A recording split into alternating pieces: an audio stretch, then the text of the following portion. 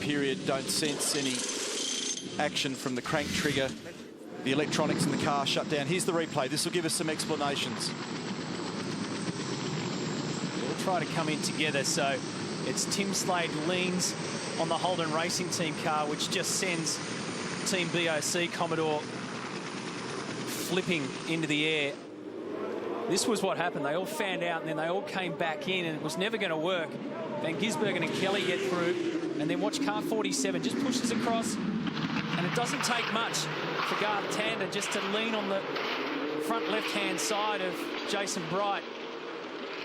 Oof. It's that secondary impact that's the worry there with the wall, and it got right up on the top of the debris fence.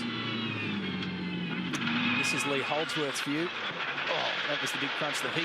Okay, so he got hit by Scott Pye and a few others. The contact actually started with the two Red Bull cars. They actually made contact on the way in there also. There's Slade down the inside.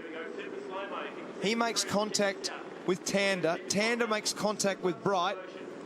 Totally out on the slide. Full opposite lock, so he's trying to steer it down. So Jason's trying to make sure it doesn't turn onto its roof.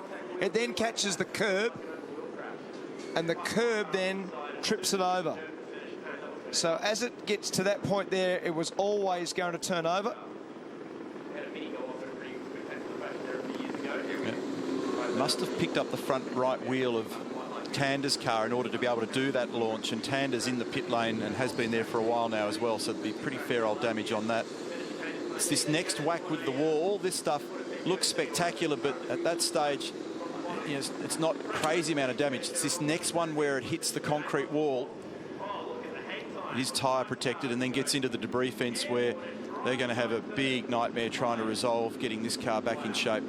Well, fortunately, where the massive load has actually taken place in terms of the final part of the crash, Neil, it was actually against the tyres there.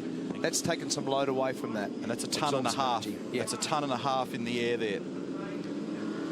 It's just been tossed around like a toy car. I'm in the garage with Brad Jones, and Brad, no team is more of a family than yours, and just collectively hard as well. I guess the most important thing is, mate, it's the points issue, isn't it? Because you've got to build a foundation at Clipsal for the year. Yeah, I mean, one of the things we talked about in our pre-brief last week was that, you know, we want to come out here with a decent points haul. You know, we might not go away with 300 points, but if we can come away with a good points haul, you know, Frosty